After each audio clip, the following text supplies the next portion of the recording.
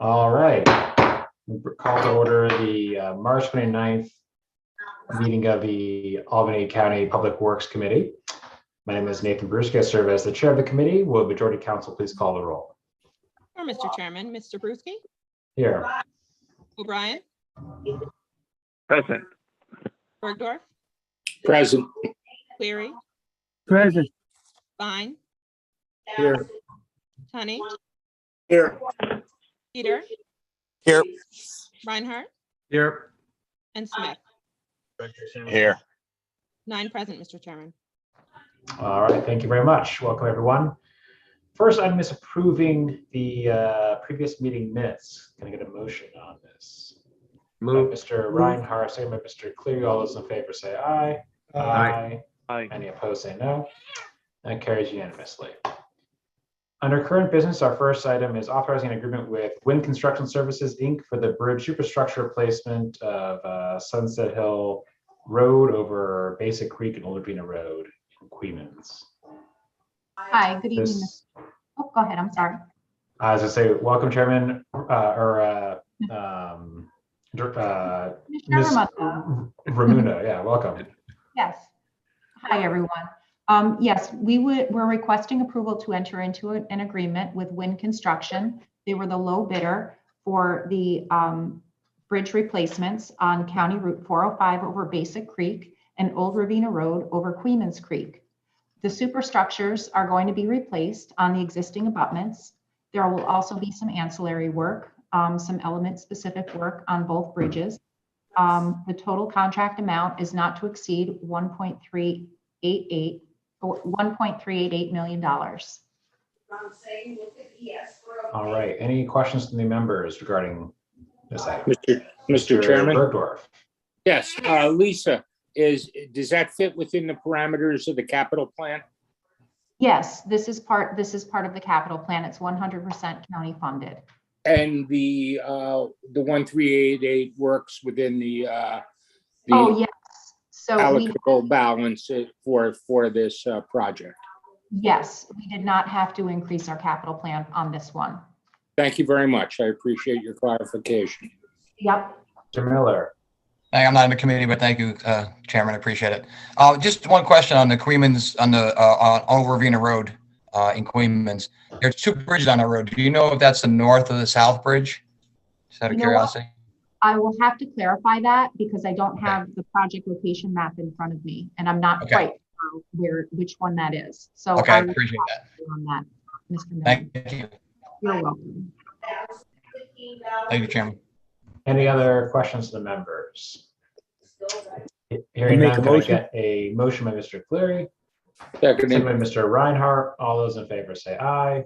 Aye. Aye. Opposed say no. All right, that carries.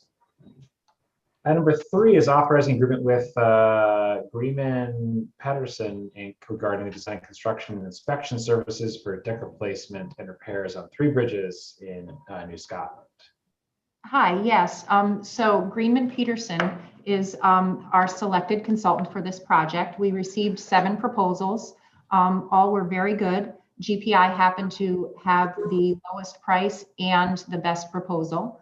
So they are going to be designing and doing construction inspection work for the superstructure replacement of 3 Ohio truss bridges in the town of New Scotland.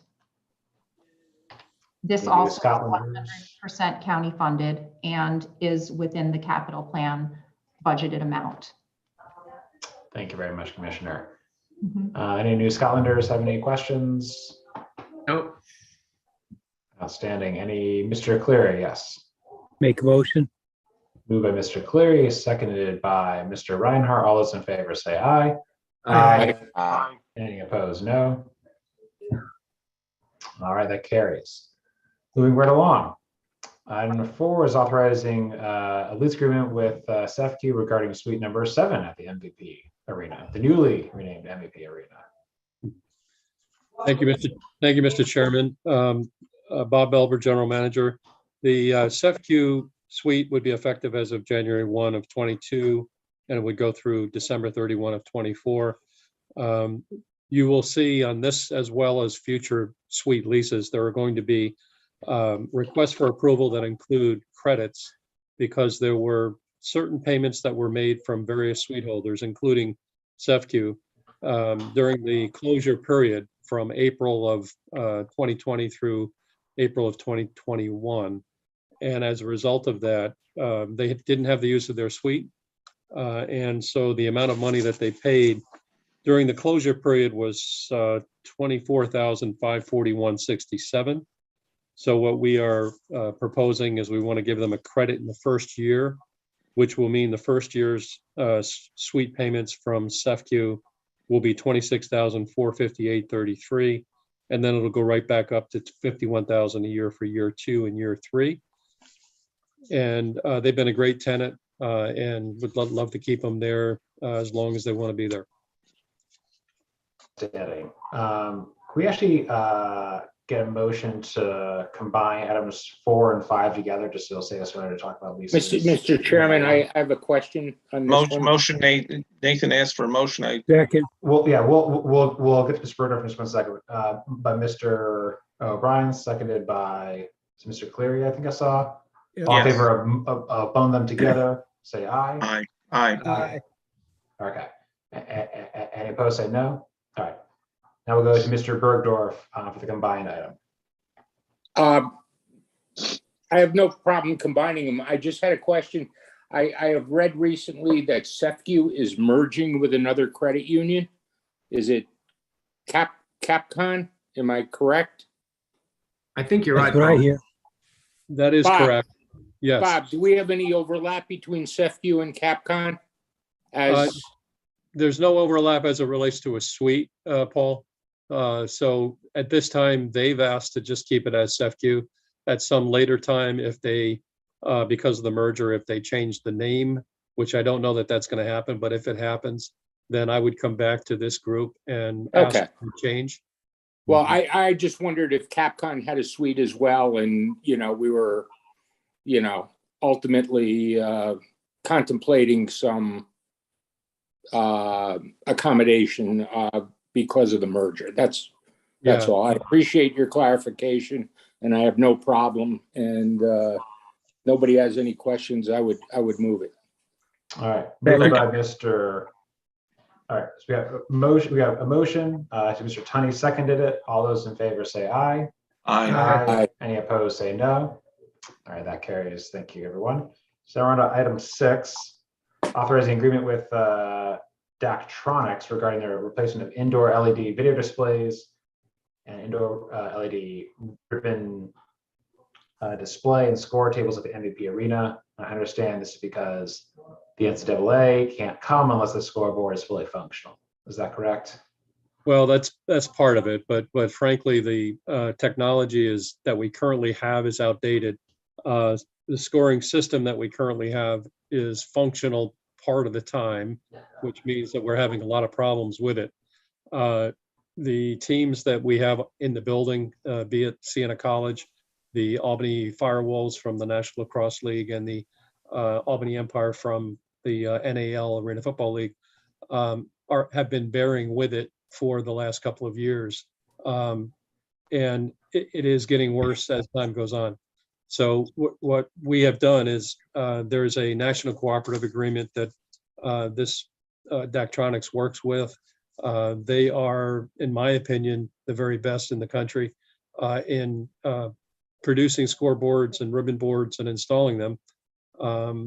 Most of what the ESPN and NCAA look for in buildings are buildings that have the ability to augment their video systems and take feeds from ESPN trucks and so forth that go into Daktronics systems. So I think we will be ahead of the game by having a Daktronics board and have the ability to feed out of our video room when there's not an ESPN broadcast much easier without even having a broadcast truck because of the technology that Daktronics will be installing. So this is something that will help us a great deal. The capital plan for Albany County includes $2.875 million for this project. This comes in at just a little bit under that. And we feel that this is going to, the other thing is, if this gets approved tonight and moves on to the legislature and gets approved, Daktronics is guaranteeing that we will be able to get this manufactured and installed by November 1st. And that's a very important date because Siena College and UAlbany will be coming back with their rivalry game on the 12th of November. The season for Siena starts up right after that. The NLL starts up the first week of December. And obviously in March of 23, we bring in the first and second rounds of NCAA basketball. So critically important from a time-sensitive scenario. Outstanding. I know that the tech has changed a lot, and it's great to see that we're still on the kind of cutting edge there. I did see Mr. Bergdorf first, and we'll get Mr. Reinhardt and then Mr. Peter. Quick question, Bob. You answered two of them. Number one, it's in the capital plan. Number two, it does not exceed the value of the capital plan. I read somewhere in the backup that you hope that it will increase advertising revenue. Could you just elaborate a little bit on that? And then I have a question, probably more for Mr. Riley for the future. Can somebody do a synopsis for us on the outstanding, the bonded indebtedness of the arena, because I don't want to call it just the MVP arena, because a lot of the bonded indebtedness goes back many, many years. And we can see what the outstanding balance is, because it seems like every year, and I'm not opposed to it, we're putting more and more money in the year into the facility. But I think it would be a good idea for all of us just to know how much money we have spent and where we stand on the outstanding indebtedness. Does that sound like something you could do, Dave? Yeah, no, we can put that together, Paul. How far back do you want me to go? I don't know if I can go all the way back to inception, but back into the recent renovations. Maybe go back through whatever bonds are outstanding. How much have we spent and how much is left to pay off? Just so we get a sense of quantum of the magnitude of our investment in the. And I think it's a good investment in the arena. Okay. Yeah, it might take a couple of days with this whole being remote and everything, but we'll get to you. Yep. No problem whatsoever. All right. And then we had Mr. Belber first. I was just going to respond to the first part of his question that relates to how will it potentially enhance or increase advertising revenues, which is extremely important to us and is a driving factor for wanting to do this, besides just the fact that it'll be an operational enhancement. We believe that having a full oval all the way around of LED ribbon boards, it'll attract a lot more advertising dollars, more companies that will want to advertise in the building, and perhaps allow us to upgrade and increase current spend from advertisers that are currently spending in the building. So that technology and being able to have movement in a full circle around the arena is something that we think will generate more revenue. Very cool. Very cool to see that. Thank you very much. I did have Mr. Reinhardt. Do you still have a Yeah. Mr. Reinhardt? Yeah. First of all, I do want to say I kind of agree with Paul about getting a sort of a financial overview of the arena. I note how expensive some of these projects are, and I know it's a great facility, but I just kind of would like to know that we're not, it's not just a money pit, and we're going to come out ahead. The question I have is in the background material, it says that the scoreboard and ribbon board that we're replacing were there for 8 years. And Bob just mentioned that they actually started to have some problems, I don't know, at least a year ago. I'm kind of curious, is this new set of boards, are they going to last for 8 years or even longer? Do we have any sense of what the lifetime of this investment is? Sure. So I want to first qualify the fact that it's not 8 years, it's 11 years. We replaced the current scoreboard back in 2011. And so it's been 11 years since we last did that. And generally speaking, video scoreboards, and these, it's not to the, to the month and day, but it's about 10 years that really is the max that you're going to get out of technology. And part of that is the boards themselves. They degrade in their illumination capabilities over a certain amount of time. And eventually, once they get to a certain point, and this has happened so many times in the past. I mean, I've been here 29 years, and I think I've been through at least 2 scoreboard replacements already. And in each of the cases, it was the same. And that is that these companies that manufacture these scoreboards don't also produce replacement boards beyond 6, 7, 8 years. And so what happens is you'll have boards that will go bad in years 8, 9, 10, and you can't get parts for them. And I don't know if that's intentional from them. I mean, or not. Yeah, planned obsolescence, right? Yeah. Well, technology like in this type of application, it is changing rapidly. So it is. But you'd like it to last a little longer. Yeah, I do think that there's some things that we're going to see in the way of significant increases in revenues from this, though. And part of it is that Daktronics has the ability for us to be able to take national ads that could come from agencies and from other sources. And because of the technology, they can streamline those spots onto our boards with our approval.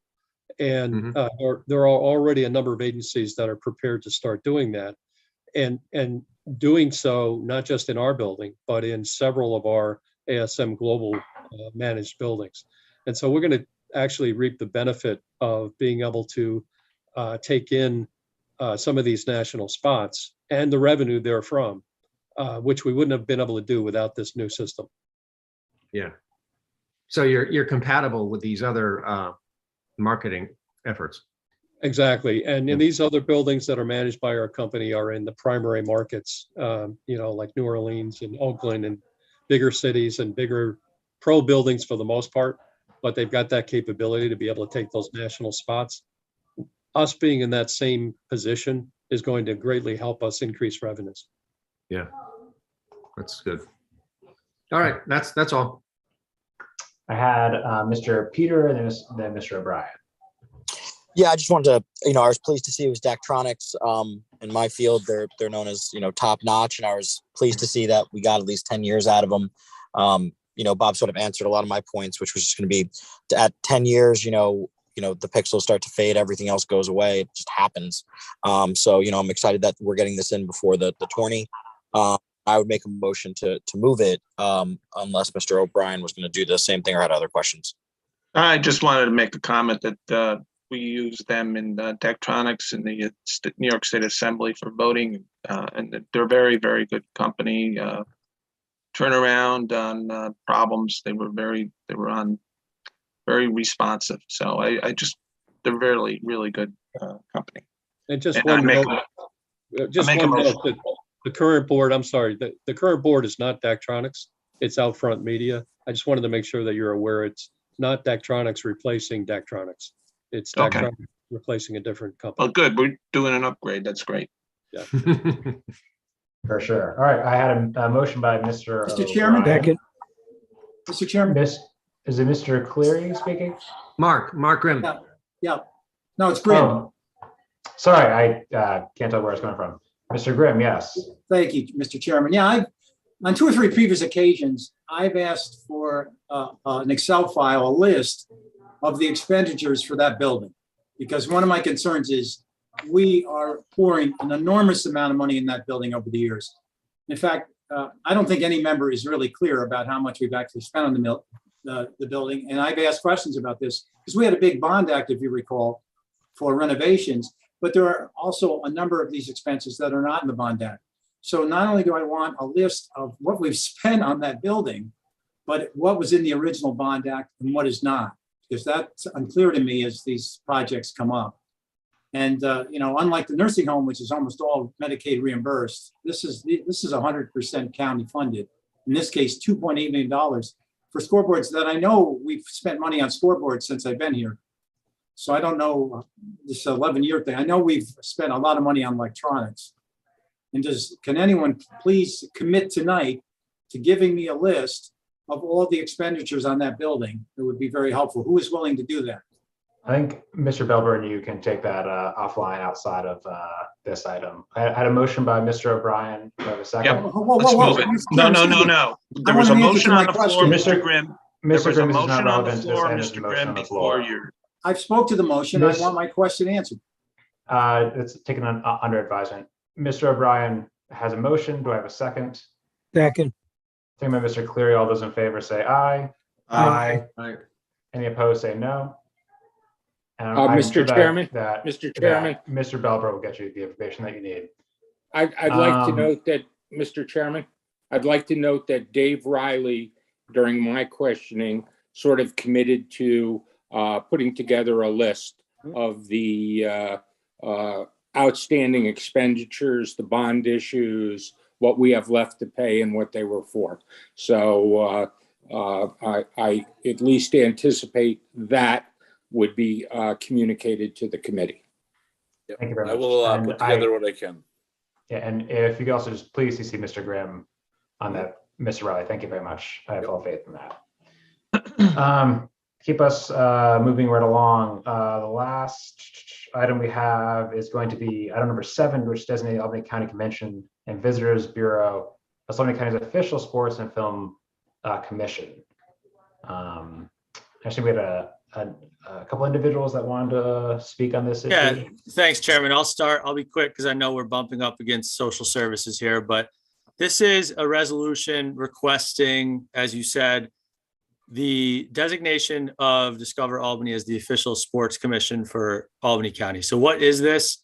It's really the formalization of work that Discover Albany is already doing in terms of attracting sports events and tourism to the county and giving them sort of the tools they need to expand on that. So, you know, just the formalization in and of itself, although it has no cost to the county, gives sort of an official nature to the work that they're doing, may help them raise outside either corporate or other funds to further that work, and really gives a venue where you're going to have the county, people like Mr. Belber and other event space, managers, universities, UAlbany, Siena, for example, who can all convene at the same table on a regular basis and plan out the optimal way to use their space, particularly when those arenas are not in their usual season. So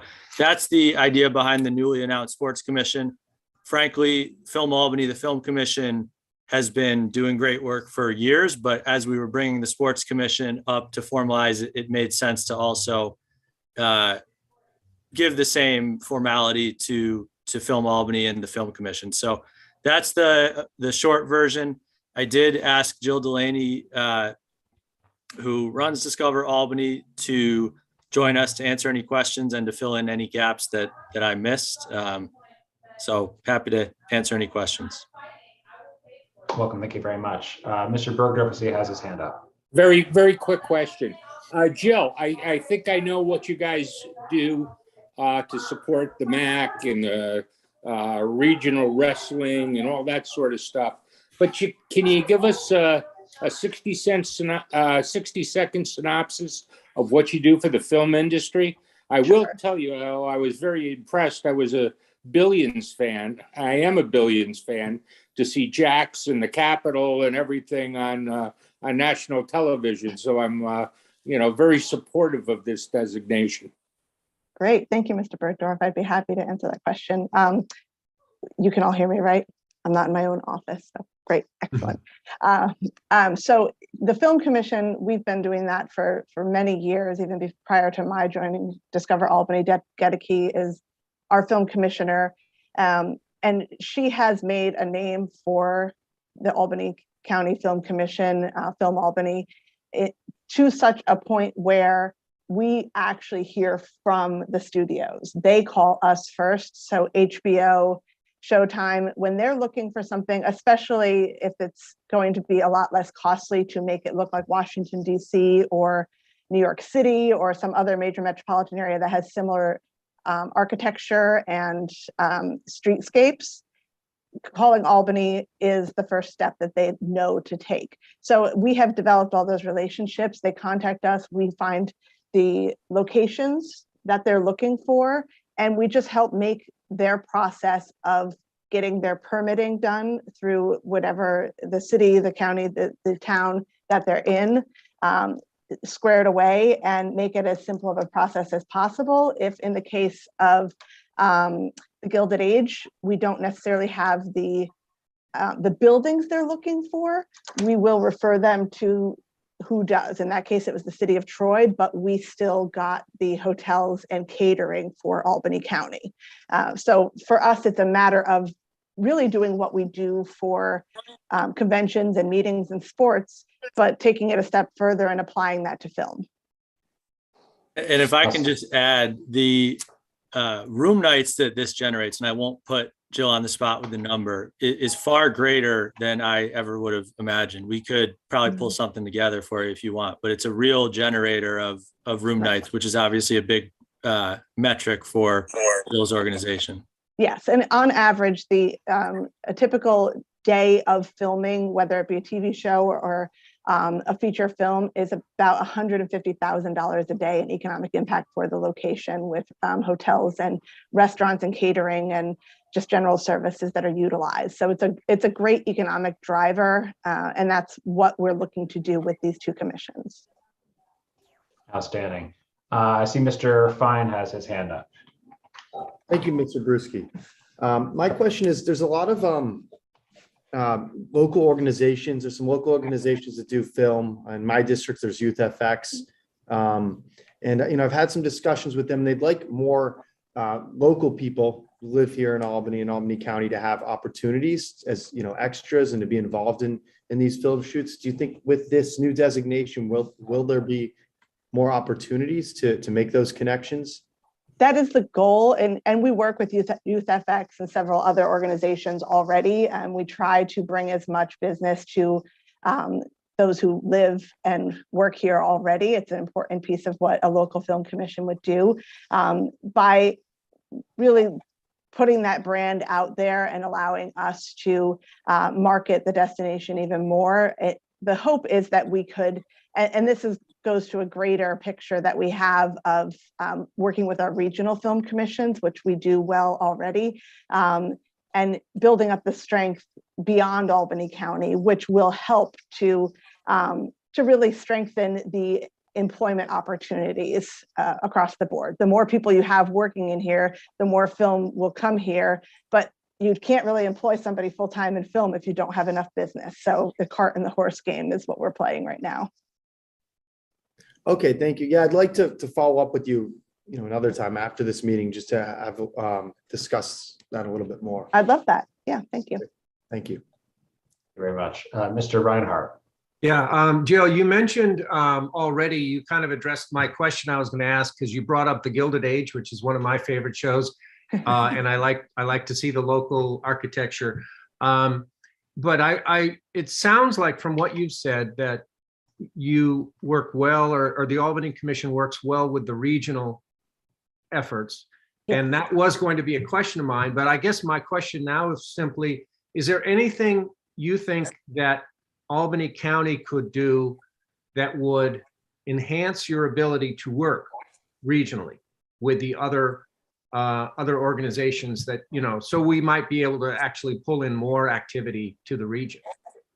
So we did take a look at that, and it was something that, we've seen a few organizations try to swoop in and say, well, we could do this better. They never can, so they haven't succeeded.